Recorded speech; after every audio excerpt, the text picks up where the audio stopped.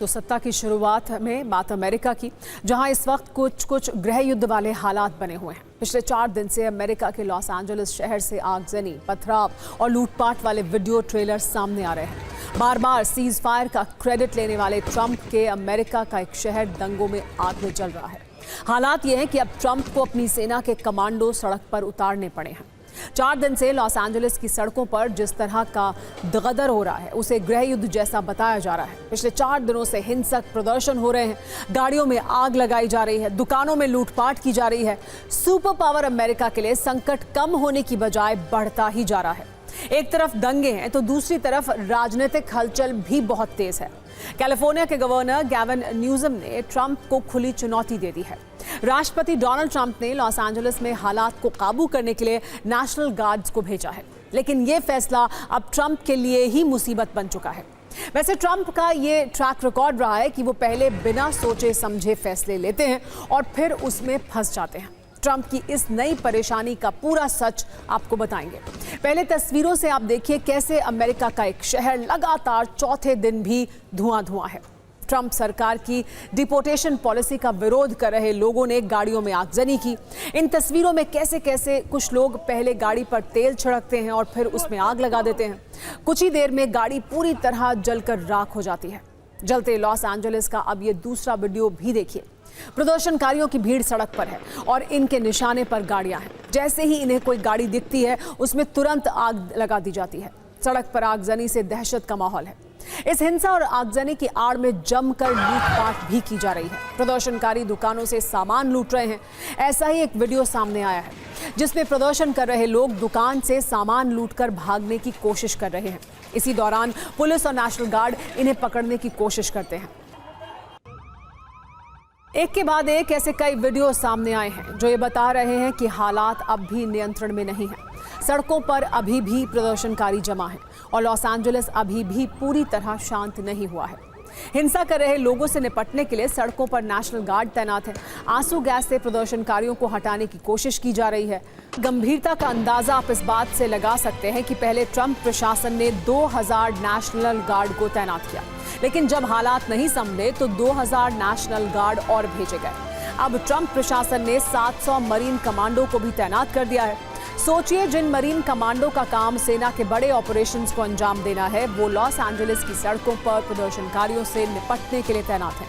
इसे ट्रंप सरकार की बड़ी विफलता के तौर पर देखा जा रहा है। हालांकि नेशनल गार्ड और मरीन्स की तैनाती से हालात तो कुछ खास नहीं बदले, लेकिन डोनाल्ड ट्रंप के लिए परेशानी जरूर बढ़ गई। कैलिफोर्निया के गवर्नर गैविन न्यूसम ने नेशनल गार्ड और मरीन्स की तैनाती के फैसले का विरोध किया है।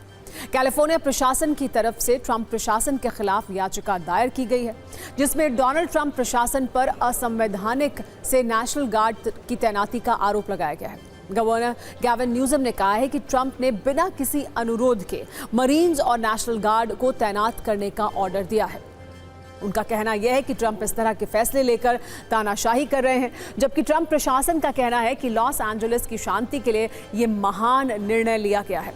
गैविन न्यूसम ने ट्रंप को कहा है कि वो असंवैधानिक तरीके से तैनात किए नेशनल गार्ड को तुरंत हटा लें, लेकिन ट्रंप प्रशासन ये कह रहा है कि कानून नेशनल गार्ड को तैनात करने का अधिकार राष्ट्रपति को देता है और ट्रंप ने उसी अधिकार का इस्तेमाल किया है।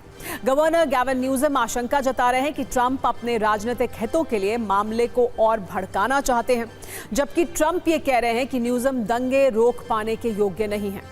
ट्रंप ने तो यहां तक कह दिया कि अगर गवर्नर गैविन न्यूसम को गिरफ्तार किया जाता है तो उन्हें अच्छा लगेगा।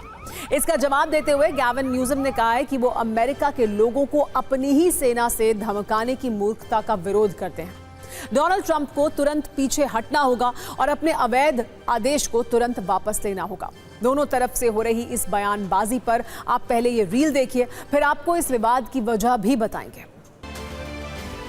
कैलिफोर्निया के गवर्नर और राष्ट्रपति ट्रंप दोनों ही पीछे हटने को तैयार नहीं हैं। एक जलते शहर की फिक्र छोड़कर दोनों एक दूसरे पर आरोप लगाने में व्यस्त हैं। वैसे इस विवाद की वजह यह है कि नेशनल गार्ड पर राज्य और संघीय दोनों सरकारों का नियंत्रण होता है। सामान्य परिस्थिति में नेशनल गार्ड राज्य के नियंत्रण में होते हैं, लेकिन राष्ट्रपति नेशनल गार्ड को संघीय सेवा में कभी भी बुला सकते हैं, जैसा कि ट्रंप ने इस बार किया, जिसके बाद नेशनल गार्ड रक्षा विभाग या राष्ट्रपति का आदेश मानते हैं। ऐसा आमतौर पर युद्ध या राष्ट्रीय आपातकाल के दौरान किया जाता है। अमेरिकी कानून के मुताबिक किसी हिंसा, विरोध प्रदर्शन या दंगों को नियंत्रित करने के लिए नेशनल गार्ड की तैनाती की जा सकती है, लेकिन ऐसा आमतौर पर राज्य के गवर्नर के अनुरोध पर किया जाता है। 1992 में हिंसा के बाद लॉस एंजलिस में नेशनल गार्ड की तैनाती हुई थी। 1968 में मार्टिन लूथर किंग की हत्या के बाद भी ऐसा हुआ था, लेकिन इसके लिए राज्य के गवर्नर का अनुरोध था। बिना राज्य के अनुरोध के आखिरी बार 1965 में नेशनल गार्ड की तैनाती हुई थी। राष्ट्रपति लिंडन बी जॉनसन ने अलाबामा राज्य में ऐसा किया था। यानी ट्रंप ने अपने इस फैसले में वो किया जो अमेरिका के इतिहास में पिछले 60 साल से नहीं हुआ था। अब इसी आधार पर ट्रंप के फैसले का विरोध भी हो रहा है। इस दौरान वर्ष 2020 का डोनाल्ड ट्रंप का एक वीडियो भी वायरल हो रहा है, जब उन्होंने खुद ये कहा था कि बिना किसी गवर्नर के अनुरोध के नेशनल गार्ड नहीं भेजा जा सकता। अब ट्रंप के विरोधी उन्हें उनका ही ये पुराना बयान याद दिला रहे हैं। तो सुना आपने कैसे हमेशा की तरह यहां भी ट्रंप अपनी ही बात से पलट गए। खैर, ट्रंप का 2.0 अवतार कुछ ऐसा ही है। वो एक दिन कुछ कहते हैं और अगले दिन कुछ और कहते हैं। इन्हीं हरकतों की वजह से ट्रंप वैश्विक कूटनीति से घरेलू राजनीति तक में घिरे हुए हैं। बात करते हैं उस मर्डर मिस्ट्री की जिसकी चर्चा पिछले कुछ दिनों से पूरे देश में हो रही है। किसी को यकीन नहीं हो रहा है कि क्या कोई पत्नी अपने पति की हत्या करवा सकती है। क्या हनीमून के दौरान एक पत्नी अपने पति के कत्ल का कॉन्ट्रैक्ट दे सकती है। ये कहानी मध्य प्रदेश के इंदौर के राजा रघुवंशी की हत्या की जरूर है, लेकिन इस वारदात के बाद कई गंभीर सवाल उठ रहे हैं। लोग ये सोचने पर मजबूर हो रहे हैं कि क्या ऐसे लोगों के लिए रिश्तों की कोई कीमत नहीं है। यूपी के गाजीपुर से मिली सोनम अब मेघालय पुलिस की कस्टडी में है। सोनम से सवाल उठने लाजमी भी हैं, क्योंकि वो पुलिस के सवालों का जवाब नहीं दे रही है। वो ये भी नहीं बता पा रही है कि कैसे शिलोंग से गाजीपुर पहुंची। लेकिन इस हत्याकांड में गिरफ्तार दूसरे आरोपियों के सोनम के सच को बताया है। पुलिस सूत्रों से मिल रही जानकारी के अनुसार राजा रघुवंशी की हत्या की साजिश सोनम ने ही रची थी। वैसे इसे सिर्फ 9 पॉइंट में आप भी समझिए। सूत्रों से मिली जानकारी के अनुसार राजा की हत्या के लिए गुवाहाटी से सोनम ने कुल्हाड़ी ऑनलाइन मंगवाई थी। सोनम ने फोटोशूट के बहाने राजा को पहाड़ी पर ले गई थी। जब पहाड़ी पर ऊपर जाने वाले आरोपियों ने मना किया, उसके बाद सोनम ने हत्यारों को 20 लाख रुपए देने का लालच दिया था। सोनम खुद पीछे रुकी। 3 हत्यारे राजा के साथ पहुंचे थे। इस दौरान सोनम ने हत्यारों से चिल्लाकर कहा था कि मार दो इसे। बताया जा रहा है कि आरोपी विशाल ने कुल्हाड़ी से राजा के सिर पर हमला किया। हत्या के बाद सोनम ने राजा के पर्स से 15,000 रुपए निकाले। इस दौरान एक आरोपी आकाश बाइक पर निगरानी कर रहा था। हालांकि सोनम अभी तक ऐसे आरोपों पर कुछ नहीं बोल रही है और ना ही पुलिस ने आधिकारिक रूप से कोई जानकारी दी है। इस कहानी में और भी कई ट्विस्ट और टर्न देखने को मिल सकते हैं। ये कहानी किसी थ्रिलर फिल्म की तरह है, जिसमें सस्पेंस है, इमोशन है, ड्रामा है, कत्ल है और भी कई किरदार शामिल हो सकते हैं। लेकिन अब तक जो जानकारी सामने आई है उसके अनुसार 30 वर्षीय कारोबारी राजा रघुवंशी हत्याकांड में 5 किरदार हैं। पहला किरदार है राजा की पत्नी सोनम रघुवंशी, दूसरा किरदार है राज कुशवाहा, तीसरा किरदार है विशाल चौहान। इसके अलावा चौथा किरदार आकाश राजपूत और 5वां किरदार आनंद कुर्मी का है, जो सब पुलिस हिरासत में हैं। लेकिन सबसे गंभीर आरोप सोनम पर है, क्योंकि शादी से लेकर हनीमून और हत्या तक सोनम पर सवाल उठ रहे हैं। आपको बताते हैं कि सोनम ने कैसे हत्या की साजिश रची थी, जो जानकारी अभी तक सामने आई है। सूत्रों के मुताबिक शिलोंग में राजा और सोनम होम स्टे में रुके थे। सोनम के होम स्टे में 1 किलोमीटर दूर थे आरोपी जो वहां रुके हुए थे। मतलब जहां सोनम रुकी वहां से सिर्फ 1 किलोमीटर दूर आरोपी मौजूद थे। इतना ही नहीं, सोनम लगातार आरोपियों को फोन पर लोकेशन भेज रही थी। इसके अलावा सीसीटीवी में आरोपियों से सोनम बात करती हुई भी दिखी थी। बताया जा रहा है कि सोनम ने राज को सुनसान पहाड़ी इलाके में लेकर गई। फोटोशूट के बहाने राज को वारदात की जगह ले जाया गया। आरोपियों को सोनम ने ही जगह की जानकारी दी थी। हम आपको शिलोंग के होटल का वो सीसीटीवी वीडियो भी दिखा रहे हैं। बताया जा रहा है कि ये वीडियो राज की हत्या से कुछ देर पहले का है। इस वीडियो में सोनम और राजा दोनों दिख रहे हैं। राजा से कुछ दूर खड़े होकर सोनम फोन पर किसी से बात कर रही है। इसको लेकर पूछा जा रहा है कि कहीं सोनम राजा को मारने वाले सुपारी किलर्स को लोकेशन तो शेयर नहीं कर रही थी। पुलिस तमाम एंगल से इस वारदात की जांच कर रही है। ये मर्डर कितना खौफनाक था, इसे आप राजा की पोस्टमार्टम रिपोर्ट से भी समझ सकते हैं। रिपोर्ट के मुताबिक राजा रघुवंशी के सिर पर कुल्हाड़ी से हमला हुआ था। सिर पर आगे और पीछे हमला किया गया। इस कहानी के एक एक सच को आप तक पहुंचाने के लिए TV9 की टीम शिलांग में इस वक्त मौजूद है। सिर्फ 120 सेकंड की न्यूज रील में देखिए कैसे हत्याकांड की पूरी कहानी सोनम के इर्द गिर्द घूम रही है।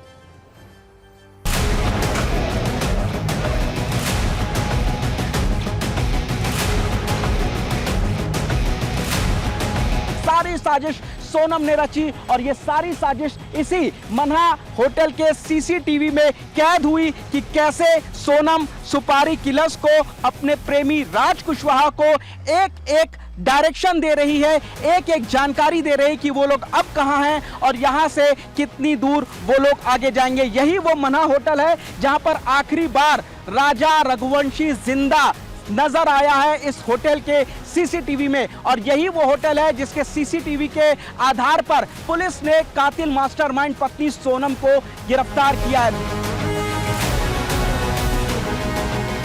देख सकते हैं यही वो स्कूटी है जिस पर आखिरी सफर पर राजा अपनी पत्नी सोनम के साथ निकला था। शिलांग से सोहरा पहुंचा था और यहां से डबल डेकर ब्रिज पर गया था, लेकिन वहां पर सुपारी किलर्स की मदद से पत्नी सोनम ने राजा की हत्या करा दी और उसके बाद जो कातिल थे उन्होंने स्कूटी को चला करके वहां से पहुंचे और शिलांग सोहरा मार्ग पर लावारिस हालत में इसको स्कूटी को छोड़ दिया था, जिसके बाद ये स्कूटी पुलिस ने जब्त की और इस स्कूटी से तमाम सुरागों का सिरा पकड़ते हुए आखिरकार मास्टरमाइंड कातिल यानी कि पत्नी सोनम तक पुलिस पहुंच गई।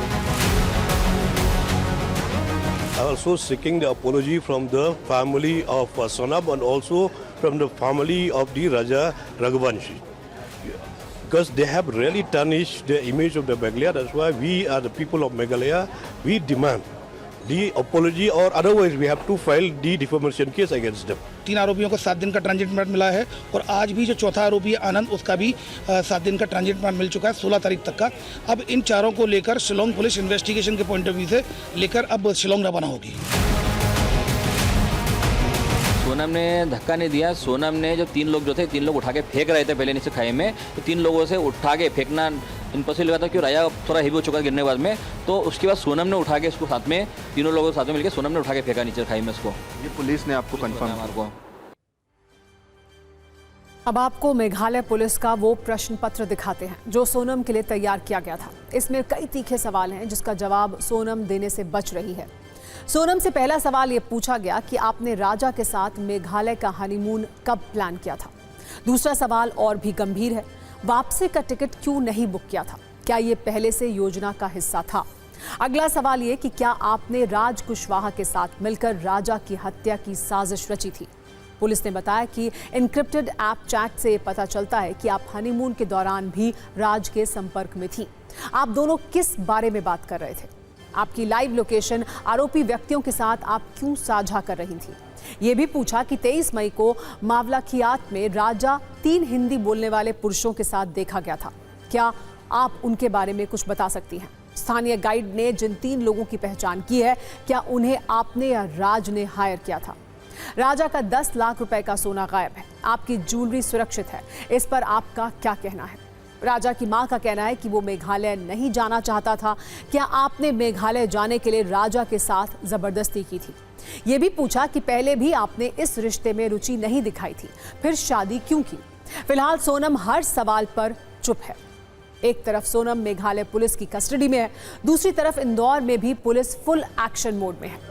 आज राजा रघुवंशी के घर पर Meghalaya police Indore crime branch के साथ पहुंची, राजा की मां और दोनों भाइयों से पूछताछ की। वहीं राजा रघुवंशी मर्डर केस की FIR कॉपी अब सामने आई है।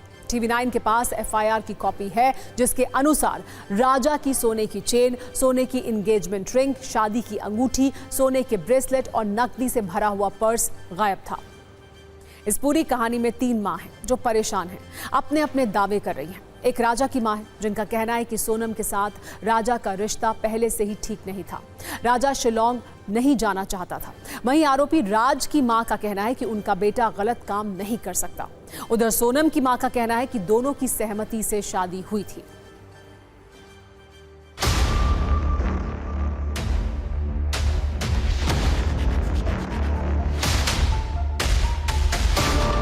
सोनम ने गलती करी है तो सोनम को तो सज़ा मिलेगी सही, और उसके साथ जो उसके अपराधी जो भी हैं उनको सबको कड़ी से कड़ी सज़ा मिलेगी सरकार। क्योंकि फांसी की सज़ा हो ऐसे लोगों को। नहीं तो ऐसे लोगों को तो फांसी की सज़ा होना चाहिए ना। समाज में मतलब बदनाम कर दिया, बहुत बड़ा काम करा है, समाज की लड़कियों उनको मतलब नीचे दिखवा रही वो, तो कितना बड़ा काम है ये। सबसे बता रहे कि मेरा राजेशन नहीं कर सकता। हम सोनम को नहीं जानते, तो हम ये जानते काम पे लड़का हमारा ज्यादा था। गोविंद भैया को फोन लगा, गोविंद भैया बताया कि उसको कि राज को पुलिस ले गई। हम देख जब से हम एक पानी गए, एक पानी नहीं पिए, खाना कुछ नहीं खाया, जब से मोबाइल में देखा। गोविंद भैया बोला कि घबराना मत, राज कभी ऐसा काम नहीं कर सकता, मैं आपके साथ हूँ। शादी सहमति से हुई थी? हाँ सहमति से हुई। अच्छा, पहले से जानते थे आप लोग एक दूसरे, मतलब राजा रघुवंशी? नहीं जानते हैं, मतलब समाज में तो कितनी सारी रिश्तेदारी निकली हमारी, और वैसे रघुवंशी रिश्ता हमारा है, उस पर बात हुई थी, वो सब गए, वो भी सब लोग आए, हम भी सब लोग गए, और ऐसे में 10-10, 15-15 बार आए गए, सब हुआ हमारा। ऐसा थोड़ी कि खाली एक ही बार में हमने शादी कर दी। सोनम को पसंद थे? हाँ पसंद था, हमने पूछा लड़का पसंद है, बोले हाँ।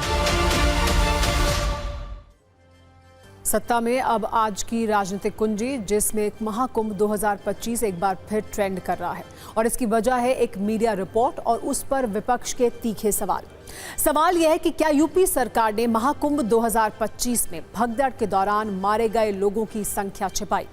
क्या भगदड़ में हुई मौत के आंकड़ों पर यूपी सरकार ने विधानसभा में झूठ बोला? क्या मौत के आंकड़े को छिपाने के लिए सरकार ने 5-5 लाख रुपए कैश बांटे? ये सारे सवाल समाजवादी पार्टी के अध्यक्ष अखिलेश यादव ने उठाए हैं।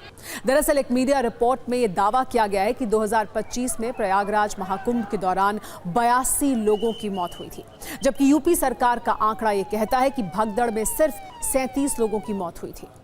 इस मीडिया रिपोर्ट के बाद प्रयागराज महाकुंभ 2025 भगदड़ की खबर अचानक ट्रेंड करने लगी, जिसके बाद समाजवादी पार्टी के अध्यक्ष और यूपी के पूर्व मुख्यमंत्री अखिलेश यादव ने भारतीय जनता पार्टी पर तीखा हमला किया। उन्होंने सोशल मीडिया पोस्ट लिखा जिसे तथ्य बनाम सत्य 37 बनाम 82 का नाम दिया। इसमें उन्होंने लिखा, सब देखें, सुने, जाने, समझें और साझा करें। सत्य की केवल पड़ताल नहीं, उसका प्रसार भी उतना ही जरूरी होता है।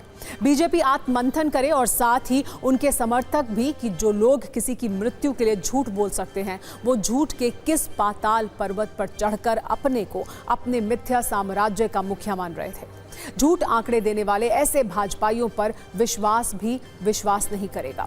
अखिलेश यादव इतने पर नहीं रुके, उन्होंने ये भी कहा कि महाकुंभ में हुई मौतों और उनसे जुड़े पैसों के महासत्य की खोज का आरंभ है। सत्य जब उजागर होता है तो झूठ की परत दर परत खुलती है, जो स्वांग के हर चोगे और मुखौटे को उतारती जाती है। झूठ का कोई भी सूचना प्रबंधन ऐसे सत्य को बाहर आने से नहीं रोक सकता। कांग्रेस ने भी मीडिया रिपोर्ट के आंकड़ों से सरकार को घेरा और आरोप लगाया कि यूपी सरकार आंकड़े छिपा रही है। 37 नहीं, असल में 82 लोगों की मृत्यु हुई थी। उनकी मृत्यु क्यों छुपाई गई? 37 लोगों को 25-25 लाख दिए गए, इन बेचारे गरीबों को 5-5 लाख कैश में देकर, गड्डियां देकर आपने उनसे साइन करा लिया और ये बोला कि किसी और वजह से मृत्यु हुई है। यूपी सीएम पहले इस बात का जवाब दे। यूपी सीएम, ये बहुत बड़ा पाप है किसी की मृत्यु छुपाना। 26 लोग ऐसे हैं जिनको आपने कैश दिया और लेकिन उनको मृतकों में शामिल नहीं किया। तो आखिर हमारे अपने लोग हैं, अपना खून है, क्या अपनों के साथ भी अन्याय करेंगे? क्या अपनों का भी हम सम्मान नहीं कर पाएंगे? तो इसलिए सरकार को इस पे भी आके बताना चाहिए कि जो कैश दिया गया वो कहाँ से आया, जैसा कि समाजवादी पार्टी बार बार पूछ रही है, हम लोग पूछ रहे हैं। दूसरा कि आपने 26 लोगों को उसमें मौत के आंकड़ों में शामिल क्यों नहीं किया? धरती पुत्र मुलायम सिंह के यहाँ एक ट्विटर पुत्र पैदा हो गए हैं जो समसामयिक राजनीति और घटनाओं पर केवल ट्वीट करते हैं, और इसीलिए आरामगाह में रहने की वजह से 14 में वो बाहर हो गए, 17 में बाहर हो गए, 19 के इलेक्शन में बाहर हो गए, 22 में बाहर हो गए और 24 में बाहर हो गए।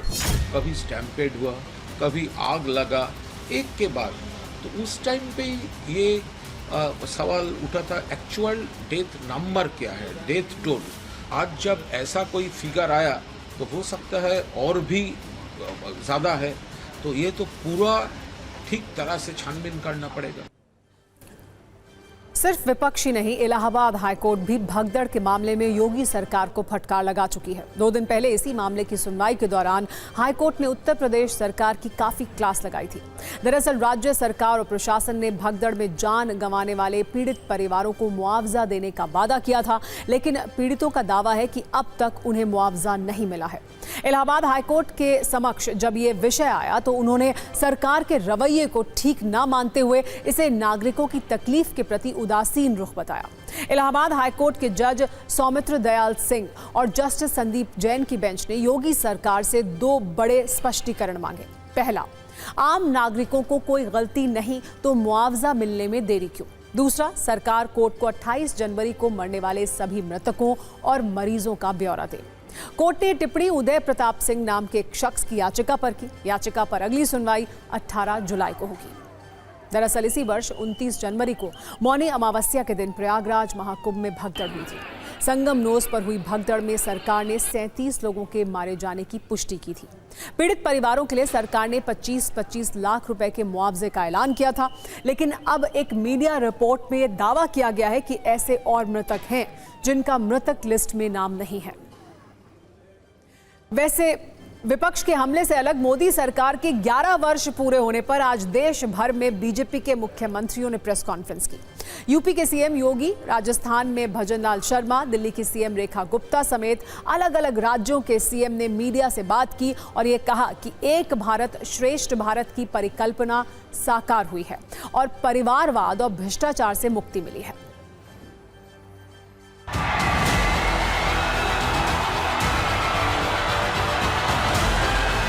प्रधानमंत्री मोदी जी का 11 वर्ष का ये कालखंड, ये कार्यकाल नए भारत को एक विकसित और आत्मनिर्भर भारत के स्वर्णिम कालखंड के रूप में प्रस्तुत करता है। ये इस देश का सबसे खराब समय है। जितने भी देश के प्रधानमंत्री होंगे उसमें सबसे खराब कार्यकाल होगा तो नरेंद्र मोदी जी का होगा। न रोजगार बढ़ा, न कारखाने बढ़े, न लोगों के पर कैपिटा इनकम बढ़ा। आप देख सकते हैं गरीबी का हाल। दिल्ली के लोगों के लिए 11 साल केंद्र के, 100 दिन दिल्ली सरकार के एक नया सूर्योदय लेकर के आए हैं। दिल्ली अब बेहतरी की ओर है, विकसित दिल्ली बनेगी, स्वच्छ और सुंदर दिल्ली बनेगी। 11 साल में क्या आपने हासिल किया? 11 साल में आर्थिक तंगी ऐसी कि 19 लोग रोज आत्महत्या कर रहे हैं। 11 साल में विदेश नीति ये है कि एक छवि सुधारने के अलावा आपके साथ एक मुल्क नहीं खड़ा है। 11 साल में असलियत ये है कि आपने कहने को तो बड़े बोल्ड डिसीजंस लिए लेकिन पूरी अर्थव्यवस्था चौपट कर दी। 11 साल में आपने बड़े बड़े सपने दिखाए थे, एक के बाद एक सपना धराशायी हो गया। किस तरह की बातें करते हैं लोग? कौन से 11 साल की बात करें? 11 साल में आपने एक कीर्तिमान बताइए जो हासिल किया है।